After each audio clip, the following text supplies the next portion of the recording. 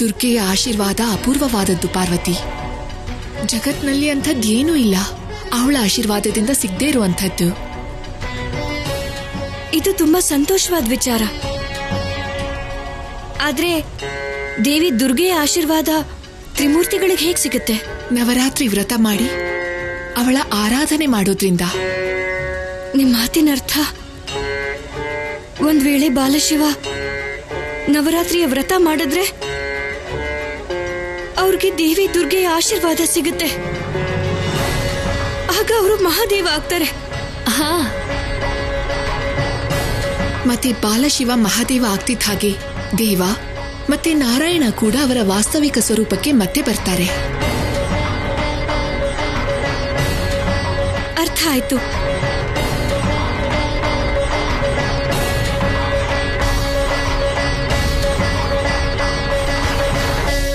ಆದ್ರೆ ನನ್ನ ಪ್ರಶ್ನೆ, ದೇವಿ ಅನಸೂಯ ಅವರಿಗೆ ವ್ರತ ಮಾಡೋದಕ್ಕೆ ಅನುಮತಿ ಕೊಡ್ತಾರಾ? ಶಿವ, ಇವತ್ತು ನಿನ್ನ ಅಮ್ಮ ಕೆಂಪು ದಾಸವಾಳ ತರೋದಕ್ಕೆ ಹೇಳಿದ್ದಾರೆ. ಆದ್ರೆ ಈಗ ಸಮಸ್ಯೆ ಏನು ಅಂತಂದ್ರೆ, ನಮಗೆ ಈ ಕೆಂಪು ದಾಸವಾಳದ ಹೂವ ದೂರದ ಕಾಡಲ್ಲೇ ಸಿಗೋದು. ಹಾಗಾಗಿ ನಾವಿವತ್ತು ಕಾಡೊಳಗೆ ಹೋಗ್ಬೇಕು. ಅಪ್ಪ, ನಿಮಗ್ ನೆನ್ಪಿದ್ಯಾ? ದೇವಂಗೂ ಈಗ ಅವನ್ ಶಕ್ತಿ ಬಗ್ಗೆ ಗೊತ್ತಾಗಿದೆ. ಹೌದು ಮೂರ್ಖ, ಈ ವಿಷಯಕ್ಕೆ ನನಗೆ ತುಂಬಾ ಸಂತೋಷ ಇದೆ. ನಾರಾಯಣ ಮತ್ತೆ ಶಿವನ ಥರಾನೇ ಈಗ ದೇವನು ತನ್ನ ರಕ್ಷಣೆ ಮಾಡ್ಕೊಳ್ಳೋದಕ್ಕೆ ಸಮರ್ಥ ಆಗಿದ್ದಾನೆ. ಅಪ್ಪ, ಈಗ ನಾನೇ ಉಳ್ದಿರೋದು. ನನ್ಗೆ ನನ್ ಶಕ್ತಿ ಬಗ್ಗೆ ಯಾವಾಗ ಗೊತ್ತಾಗುತ್ತೆ? ಗೊತ್ತಾಗುತ್ತೆ ಮಗು, ಸರಿಯಾದ ಸಮಯಕ್ಕೆ ನಿನಗೂ ಕೂಡ ಗೊತ್ತಾಗುತ್ತೆ. ಅಪ್ಪ ಸತ್ಯ ಹೇಳ್ತಾ ಇದ್ದಾರೆ ಮೂರ್ಖ. ಪ್ರತಿ ಘಟನೆ, ಪ್ರತಿ ಕೆಲ್ಸ ಅಷ್ಟೇ ಯಾಕೆ ಪ್ರತಿ ಶ್ವಾಸದ ಸಮಯನೂ ನಿರ್ಧಾರ ಆಗಿರುತ್ತೆ. ಸಮಯನ ಮೀರಿ ಏನೂ ಆಗೋದಿಲ್ಲ. ಇದ್ರ ಅರ್ಥ ನನ್ಗೂ ನನ್ ಶಕ್ತಿ ಖಂಡಿತವಾಗ್ಲೂ ಸಿಗತ್ತೆ. ಹೌದು ಮೂರ್ಖ, ಹೋಗೋಣ ಬನ್ನಿ. ಋಷಿವರ್ಯ, ಪ್ರಣಾಮ ಋಷಿವರ್ಯರೇ. ಶುಭವಾಗ್ಲಿ. ನನಗನ್ಸುತ್ತೆ ನೀವು ಮಾತೆ ಪೂಜೆಗೆ ಈ ಪೂಜಾ ಸಾಮಗ್ರಿನ ತಗೊಂಡು ಹೋಗ್ತಾ ಇದ್ದೀರಾ ಅಂತ. ಹೌದು ಸ್ವಾಮಿ, ಇವು ನವರಾತ್ರಿ ಪೂಜೆಗೆ ತಂದಿರೋ ಸಾಮಗ್ರಿ. ಇದೇ ಮೊದಲನೇ ವರ್ಷ ನಾವು ನವರಾತ್ರಿ ಪೂಜೆ ಮಾಡ್ತಿರೋದು. ಹೌದು ಋಷಿವರ್ಯರೇ, ಹೋದ ವರ್ಷ ನಮ್ಗೆ ತುಂಬಾನೇ ಕಷ್ಟ ಇತ್ತು. ಸುಖ ಇರ್ಲಿ ದುಃಖ ಇರ್ಲಿ, ಮನುಷ್ಯ ಪೂಜೆನ ಸದಾ ಮಾಡ್ತಾನೇ ಇರ್ಬೇಕು. ಯಾಕೆಂದ್ರೆ ಈ ಪೂಜೆ, ಪುನಸ್ಕಾರ, ವ್ರತ, ಹಬ್ಬ ಎಲ್ಲ ಪೂಜೆ ಅರ್ಚನೆಗಳೇನೆ.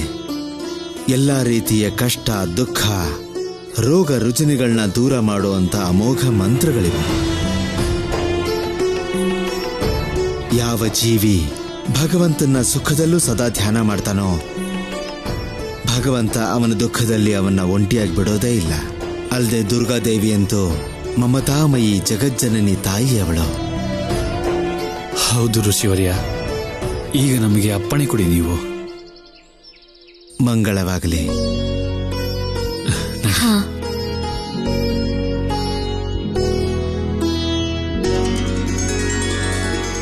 ಅಪ್ಪ, ಈ ನವರಾತ್ರಿ ಅಂದ್ರೆ ಏನು? ಮಗನೇ, 9 ದಿನ ಮತ್ತೆ 9 ರಾತ್ರಿ ಮಾಡೋ ವಿಶೇಷ ಪೂಜೆನ ನವರಾತ್ರಿ ಅಂತಾರೆ. ಯಾರು ಪೂಜೆ ಮಾಡ್ತಾರೆ ನವರಾತ್ರಿಯಲ್ಲಿ? ವಿಶೇಷವಾಗಿ ನವರಾತ್ರಿನಲ್ಲಿ ಮಾತೆ ದುರ್ಗೆ ಮತ್ತೆ ಅವಳ 9 ಸ್ವರೂಪದ ಪೂಜೆ ಮಾಡ್ತಾರೆ. ವರ್ಷದಲ್ಲಿ ನವರಾತ್ರಿನ 2 ಸಲ ಮಾಡ್ತಾರೆ. ಒಂದು ಈ ಮಾಸ ಚೈತ್ರ ಮಾಸದಲ್ಲಿ, ಇದನ್ನ ಚೈತ್ರ ನವರಾತ್ರಿ ಅಥವಾ ವಸಂತ ನವರಾತ್ರಿ ಅಂತಾರೆ. ಇನ್ನೊಂದು ಅಶ್ವಿನಿ ಮಾಸದಲ್ಲಿ ಆಚರಿಸೋ ಶರನ್ನವರಾತ್ರಿ.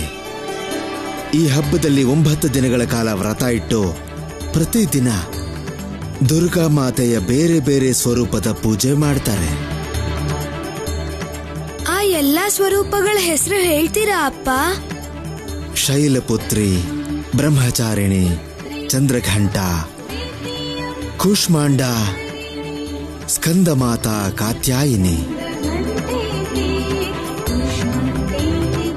ಕಾಲರಾತ್ರಿ ಮಹಾಗೌರಿ ಮತ್ತೆ ಮಾತೆ ಸಿದ್ಧಿದಾತ್ರಿ. ಇದೇ ಮಾತೆ ದುರ್ಗೆಯ ನವರೂಪದ ಹೆಸರು.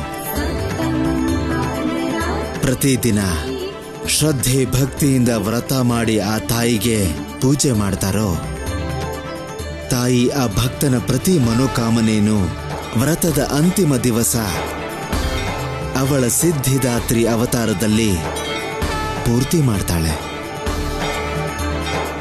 ತಾಯಿ ಯಾವ ಭಕ್ತನ ಜೋಳಿಗೆನೂ ಹಾಗೆ ಕಳಿಸಲ್ಲ ಶಿವ. ದುರ್ಗಾದೇವಿ ವ್ರತ ಮಾಡೋ ಪ್ರತಿಯೊಬ್ರು ಸಮಸ್ಯೆನೂ ದೂರ ಮಾಡ್ತಾರ ಅಪ್ಪ? ಹೌದು ಶಿವ. ತಾಯಿ ಎಷ್ಟು ದಯಾಳು ಅಂದ್ರೆ ವ್ರತ ಮಾಡೋ ಅಂತ ಪ್ರತಿ ಭಕ್ತನ ಮನೋಕಾಮನೆಯನ್ನು ಕೂಡ ಪೂರ್ತಿ ಮಾಡ್ತಾಳೆ.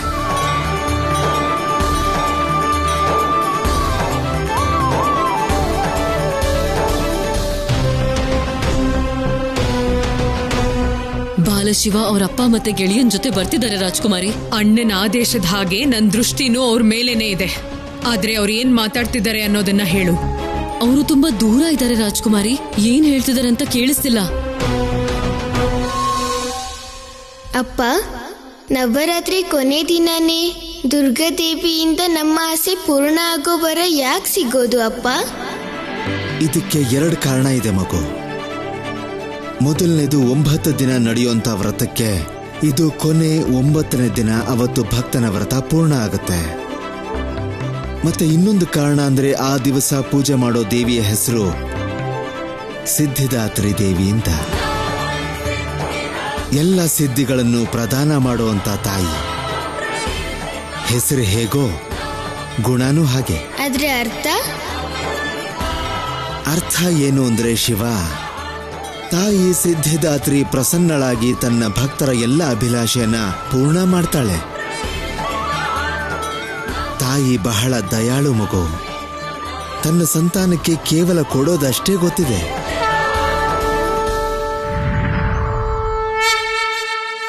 ಆದ್ರೆ ಮಾತೆ ವರದಾನ ಪಡ್ಕೊಳ್ಳೋಕೆ ವ್ರತ ಮಾಡಬೇಕಾಗತ್ತೆ. ಅದು ಪೂರ್ತಿ 9 ದಿನ ತನಕ. ಒಂದ್ ಮಾತ್ ಹೇಳ ಗೆಳೆಯ. ಏನದು ಮೂರ್ಖ? ಜನರು 9 ದಿನ ತನಕ ಹೇಗೆ ಇಷ್ಟೊಂದು ಕಠಿಣ ವ್ರತ ಮಾಡ್ತಾರೆ? ನನಗಂತೂ 9 ಗಂಟೆನೂ ವ್ರತ ಮಾಡಕ್ಕಾಗಲ್ಲ.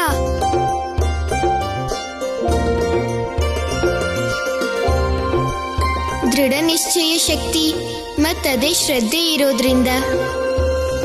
ನೀನು ಹೇಳಿದ್ದು ಸರಿಯಾಗಿದೆ ಶಿವ. ಶತ್ರು ಪಕ್ಷದ ಮಾತ್ ಕೇಳೋದು ಅತ್ಯಗತ್ಯ. ಹೋಗು, ಹತ್ರ ಹೋಗಿ ಕೇಳ್ಕೊಂಡ್ ಬಂದ್ ನನಗೆ ಹೇಳು. ಇಲ್ಲ ರಾಜ್ಕುಮಾರಿ, ಅವ್ರ ಜೊತೆ ಬಾಲಶಿವ ಇದ್ದಾನೆ. ಅವ್ರ ಹತ್ರ ಹೋಗೋದು ಅಂತ ಹೇಳಿದ್ರೆ ಮೃತ್ಯು ಬಾಯಿಗೆ ಬಿದ್ದ ಹಾಗೆ. ನನಗೆ ಎದುರು ಮಾತಾಡೋದು ಅಂದ್ರೆ ಮೃತ್ಯು ಬಾಯಿಗೆ ನಡ್ಕೊಂಡು ಹೋದ ಹಾಗೆ ಅನ್ನೋದು ತಿಳ್ಕೊ. ಪ್ರಾಣದ ಮೇಲೆ ಆಸೆ ಇಟ್ಕೊಂಡಿದ್ಯಾ ಅಲ್ವಾ? ಈಗ ನೀನೇ ಹೋಗ್ಬೇಕು ಅವ್ರ ಮಾತ್ ಕೇಳಕ್ಕೆ. ಹೋಗು. ನಿಮ್ ಆಜ್ಞೆ ಅಂತೆ ಆಗ್ಲಿ ಮಹಾರಾಣಿ. ನಾನು ಓಡ್ಕೊಂಡು ಹೋಗಿ ಅವ್ರ ಮಾತನ್ನ ಕೇಳಿಸ್ಕೊಂಡು ಇಲ್ಲಿಗೆ ಬಂದ್ಬಿಡ್ತೀನಿ. ನಿಂತ್ಕೋ. ನೀನು ಓಡ್ಕೊಂಡು ಹೋಗೋದಲ್ಲ, ಉರುಳ್ಕೊಂಡು ಹೋಗ್ತೀಯ ಅವ್ರ ಹತ್ರ.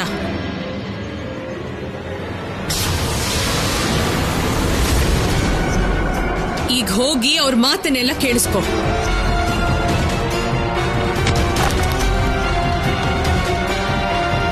ಅಪ್ಪ,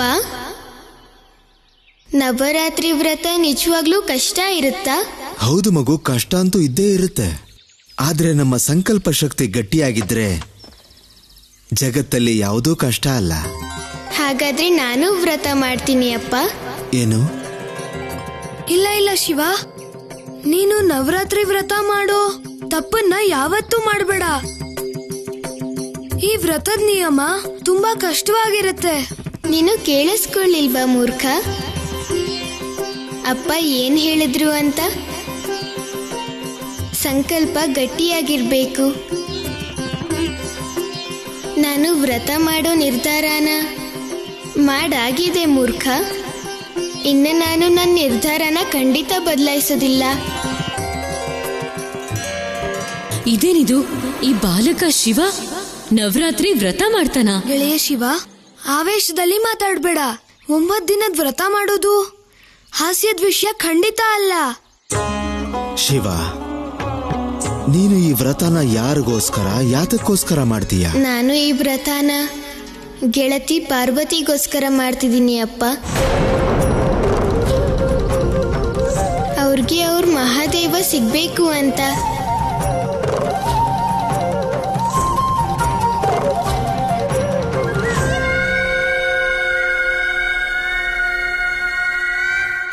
ಪೂರ್ತಿ ನವರಾತ್ರಿ ಅಷ್ಟು ದಿನ ಕೇವಲ ಒಂದೇ ಪ್ರಾರ್ಥನೆ ಮಾಡ್ತೀನಿ.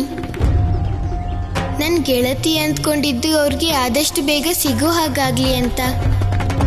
ನಾನು ಅವ್ರಿಗಾಗಿ ಈ ನವರಾತ್ರಿ ವ್ರತ ಮಾಡಲೇಬೇಕು. ಯಾಕಂದ್ರೆ ನಾನು ಅವರಿಗೆ ಅವ್ರ ಮಹಾದೇವನ ಹುಡ್ಕೊಡೋ ಮಾತು ಕೊಟ್ಟಿದ್ದೀನಿ. ಮಾತು ಕೊಟ್ಟ ಮೇಲೆ ಪಾಲಿಸ್ಲೇಬೇಕಲ್ವಾ ಅಪ್ಪ? ಶಿವ, ನಿನ್ನ ಈ ಕಠಿಣ ನಿರ್ಧಾರನ ನಾನು ಒಪ್ಕೋಬಹುದೋ ಏನೋ ಕಂದ. ಆದ್ರೆ ನೀನಿನ್ನೂ ಚಿಕ್ಕವನಲ್ವಾ? ಹಾಗಾಗಿ ನನ್ನ ಸಹಮತಿ ಅಥವಾ ನನ್ನ ಸಹಕಾರ ಅಷ್ಟು ಮುಖ್ಯ ಆಗೋದಿಲ್ಲ ಕಂದ. ಎಲ್ಲಕ್ಕಿಂತ ನಿನ್ನ ತಾಯಿಯ ನಿರ್ಧಾರನೇ ಮುಖ್ಯ ಆಗತ್ತೆ. ಹಾಗಾಗಿ ನವರಾತ್ರಿ ವ್ರತದ ವಿಷಯದಲ್ಲಿ ನಿನ್ನ ತಾಯಿಯ ನಿರ್ಧಾರನೇ ಮುಖ್ಯ ಆಗತ್ತೆ ಕಂದ. ಈಗ ಮನೆಗೆ ಹೋಗೋಣವಾ?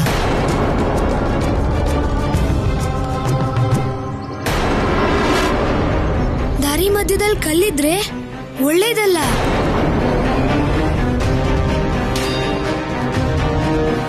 ಓಡಾಡೋ ಜನರಿಗೆಲ್ಲ ಕಷ್ಟ ಆಗ್ಬಹುದು.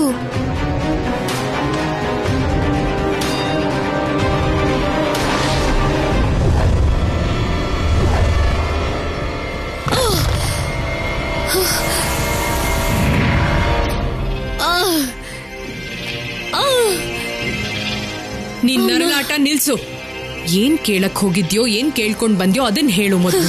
ಮೊದಲು ಉಸಿರಾಡೋಕೆ ಸಮಯ ಕೊಡಿ ರಾಜ್ಕುಮಾರಿ, ಆಮೇಲೆ ಹೇಳ್ತೀನಿ. ಅದನ್ನ ನೀವೇನಾದ್ರೂ ಕೇಳಿಸ್ಕೊಂಡ್ರೆ ಮಹಾರಾಣಿ ವಜ್ರಾಂಗಿನಿ, ಮಹಾರಾಜ ತಾರಕಾಸುರನೂ ಗಾಬರಿ ಆಗ್ತಾರೆ. ಏನು? ಏನ್ ಹೇಳ್ದೆ? ಇನ್ನೊಂದ್ಸಲ ಹೇಳು. ಅಣ್ಣ ಬಾಲಶಿವ ನವರಾತ್ರಿ ವ್ರತ ಮಾಡ್ತಿದ್ದಾನೆ. ನವರಾತ್ರಿ ವ್ರತನ? ನವರಾತ್ರಿ ವ್ರತ ದುರ್ಗಾದೇವಿಗೆ ಮಾಡೋದು? ಹಾ, ಅದಕ್ಕಾಗೆ ಮಾಡ್ತಿದ್ದಾನೆ ಈ ವ್ರತನ. ಆ ದೇವಿ ದುರ್ಗೆನ ಒಲಿಸ್ಕೊಂಡು ಮಹಾದೇವನ್ನ ಹುಡ್ಕೋ ಕೆಲ್ಸ ಪೂರ್ತಿ ಮಾಡೋದಕ್ಕೆ. ಮಹಾದೇವನ ಹುಡ್ಕೋ ಕೆಲ್ಸನ ಅಥವಾ ಮಹಾದೇವ ಆಗೋದಾ? ನಾನಿದೇನ್ ಕೇಳ್ತಿದ್ದೀನಮ್ಮ? ಇದ್ರ ಅರ್ಥ ಬಾಲಶಿವ ತನ್ನ ಬಾಲರೂಪನ ಮುಗ್ಸೋಕ್ ನೋಡ್ತಿದ್ದಾನೆ ತಾರಕ. ಇಲ್ಲ ಅಮ್ಮ, ಅವನೇನಾದ್ರೂ ತನ್ನ ಬಾಲರೂಪನ ಮುಗಿಸ್ಬಿಟ್ರೆ ಇಲ್ಲಿ ನನ್ನ ಜೀವನನು ಮುಗಿದು ಹೋಗುತ್ತೆ. ನಾನ್ ಹಾಗಾಗೋದಕ್ಕೆ ಬಿಡೋದಿಲ್ಲ ಅಮ್ಮ. ನಾನು ಅವನ ವ್ರತನ ಭಂಗ ಮಾಡ್ತೀನಿ. ಏನು ವ್ರತನ? ಶಿವ ನವರಾತ್ರಿ ವ್ರತ ಮಾಡ್ತಾನ? ಹೌದು ದೇವಿ, ಶಿವ ನನ್ನ ಹತ್ರ ಹಾಗೆ ಹೇಳಿದ್ದು. ಅವನು ತನ್ನ ಮನಸ್ಸಲ್ಲಿ ದೇವಿ ಪಾರ್ವತಿ ಮತ್ತೆ ಮಹಾದೇವನ ಸೇರಿಸೋ ಅಭಿಲಾಷೆ ಇಟ್ಕೊಂಡು ಈ ಸಲ ನವರಾತ್ರಿ ವ್ರತ ಮಾಡ್ತಾ ಇದ್ದಾನೆ. ಈ ನವರಾತ್ರಿ ವಿಷಯನ ಅವನು ನಿಮ್ಮ ಹತ್ರ ಹೇಳಲಿಲ್ವಾ? ಇಲ್ವಲ್ಲ, ಹೇಳಲೇ ಇಲ್ಲ. ಹೌದಾ ದೇವಿ, ಯಾವ ವಿಷಯನಾದ್ರೂ ಸರಿ ಶಿವ ನಿಮ್ಗೆ ಹೇಳದೆ ಅಂತೂ ಇರೋದಿಲ್ಲ. ಆಮೇಲೆ ಹೇಳ್ತಾನೋ ಏನೋ. ನೋಡಿ, ನೀವು ಮಾತ್ರ ಈ ವಿಷಯಕ್ಕೆ ಗಾಬರಿ ಮಾಡ್ಕೊಳ್ಳೋ ಹಾಗಿಲ್ಲ. ಇಷ್ಟು ದೊಡ್ಡ ವಿಷಯ ಋಷಿವರ್ಯ, ಮತ್ ನೀವ್ ಹೇಳ್ತೀರಾ ನಾನ್ ಗಾಬರಿ ಮಾಡ್ಕೋಬಾರ್ದು ಅಂತ? ಮತ್ತಿನ್ನೇನು ದೇವಿ, ಇದನ್ನ ಮೀರಿ ನಾನು ನೀವು ಏನು ಮಾಡೋದಕ್ಕಾಗತ್ತೆ? ನಿಮಗೆ ಶಿವನ ಬಗ್ಗೆ ಗೊತ್ತಿಲ್ವಾ? ಅವನ ಸ್ವಭಾವ, ಅವನ ಸ್ವರೂಪ. ಯಾರೋ ಸಾಮಾನ್ಯ ಬಾಲಕನ ಅವನು? ಸ್ವಯಂಭೂವನು, ಮಹಾದೇವ ಅವನು. ಈಗ ಅವನ ಮನಸ್ಸಲ್ಲಿರೋ ಹಠ ಒಂದೇ, ದೇವಿ ಪಾರ್ವತಿನ ಮಹಾದೇವನ ಒಂದು ಮಾಡೋದು. ಈ ಬ್ರಹ್ಮಾಂಡದಲ್ಲಿ ಶಿವನ ಇಚ್ಛೆ ವಿರೋಧಿಸೋರು ಯಾರಾದ್ರೂ ಇದ್ದಾರಾ? ಮತ್ ಯಾವ ವಿಷಯಕ್ಕೆ ಚಿಂತೆ, ಯಾವ ವಿಷಯಕ್ಕೆ ಬೇಜಾರು ದೇವಿ? ನನಗೆ ಶಿವನ ಯಾವ ಮಾತು ಬೇಜಾರಾಗಲ್ಲ ಋಷಿವರ್ಯ, ದುಃಖನೂ ಆಗಲ್ಲ. ಆದ್ರೆ ಇವತ್ತು ಈ ಮಾತಿಂದ ನನಗ್ ತುಂಬಾ ಆಘಾತ ಆಗಿದೆ ಋಷಿವರ್ಯ. ಶಿವ ನನಗೆ ಚಿಕ್ಕ ಚಿಕ್ಕ ಮಾತನ್ನು ಹೇಳೋನು ಇಷ್ಟು ದೊಡ್ಡ ಮಾತನ್ನ ಮುಚ್ಚಿಟ್ಟಿದ್ದಾನೆ ಅಂದ್ರೆ ಹೇಳೋದಂತ ಅಂತೂ ಬಿಡಿ, ಅದ್ರ ಬಗ್ಗೆ ಚರ್ಚೆನೂ ಮಾಡಿಲ್ಲ.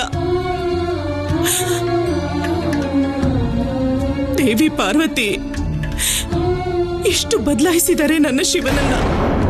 ಇಲ್ಲ ಇಲ್ಲ ದೇವಿ, ಇಲ್ಲ ಇಲ್ಲ, ನಿಮ್ಮ ಈ ಮಾತನ್ನ ನಾನಂತೂ ಒಪ್ಪಲ್ಲ. ನನಗನ್ಸೋ ಹಾಗೆ ದೇವಿ ಪಾರ್ವತಿ ಮೇಲೆ ನೀವು ಇಷ್ಟು ಗಂಭೀರ ಆರೋಪ ಮಾಡೋದು ಸರಿಯಲ್ಲ. ಇದು ಆರೋಪ ಅಲ್ಲ ಋಷಿವರ್ಯ, ನಾನು ಏನ್ ಹೇಳ್ತಿದ್ದೀನೋ ಅದೇ ಸತ್ಯ. ನನ್ನ ಮುಗ್ಧ ಶಿವನನ್ನ ಮರಳು ಮಾಡಿ ನನ್ನಿಂದ ದೂರ ಮಾಡ್ತಿದ್ದಾರೆ. ಅದಕ್ಕೆ ಇವತ್ತು ಇಷ್ಟು ದೊಡ್ಡ ಮಾತನ್ನ ಶಿವ ನನ್ನಿಂದ ಮುಚ್ಚಿಟ್ಟ. ಇದು ಒಳ್ಳೆ ಸಂಕೇತ ಅಲ್ಲ ಋಷಿವರ್ಯ. ಆದ್ರೆ ನಾನು ಕೂಡ ಮಹಾದೇವನ ತಾಯಿ ಮಹಾಸತಿ ಅನಸೂಯ. ದೇವಿ ಪಾರ್ವತಿಯ ಈ ಇಚ್ಛೆನ ನಾನು ಯಾವತ್ತೂ ಪೂರ್ತಿ ಆಗಕ್ ಬಿಡಲ್ಲ. ನಾನು ಶಿವನನ್ನ ದೂರ ಕಳಿಸೋದಿಲ್ಲ. ಅವ್ರು ಯಾವತ್ತೂ ಶಿವನನ್ನ ನನ್ನಿಂದ ಕಿತ್ಕೊಳಕ್ ಆಗಲ್ಲ ಋಷಿವರ್ಯ, ಯಾವ ಪರಿಸ್ಥಿತಿಲೂ ಆಗಲ್ಲ.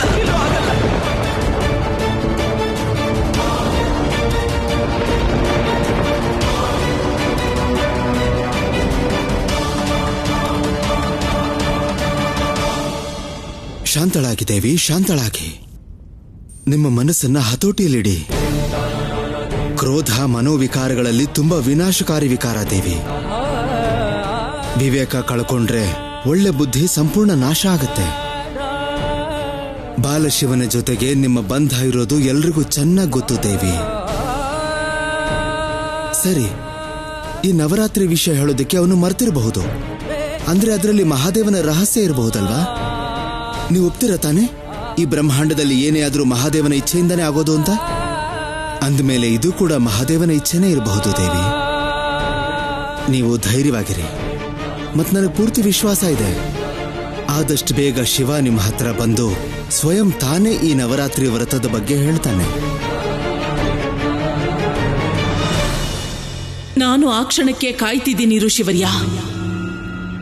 ಮತ್ತದೇ ಈ ಅಸಾಧಾರಣ ನಿರ್ಧಾರಕ್ಕೆ ಪರೀಕ್ಷೆನೂ ಇದೆ.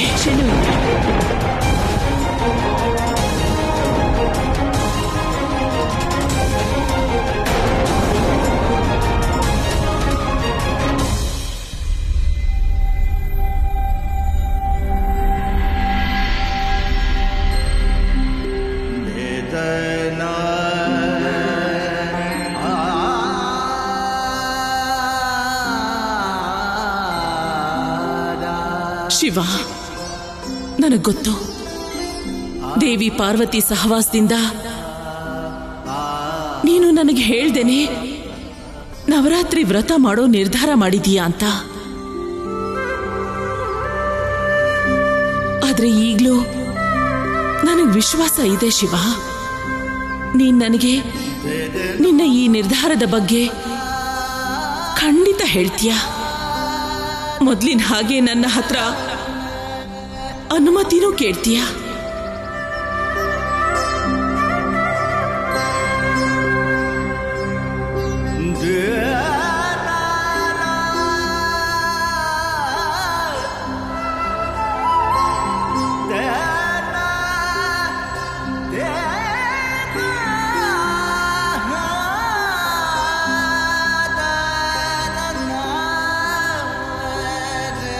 ಅಮ್ಮ, ನಾನು ಮೊದಲನೇ ಸಲ ನಿಮ್ಮ ಅನುಮತಿ ಕೇಳದೆ ಒಂದು ನಿರ್ಧಾರ ಮಾಡಿದ್ದೀನಿ.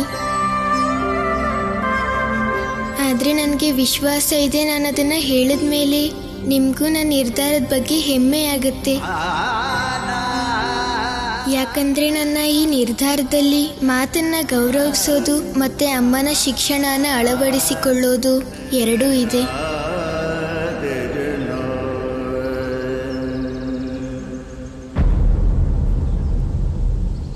ಈ ಸಮಯ ತುಂಬಾ ಯೋಚನೆ ಮಾಡೋದಲ್ಲ ದೇವಿ ಪಾರ್ವತಿ.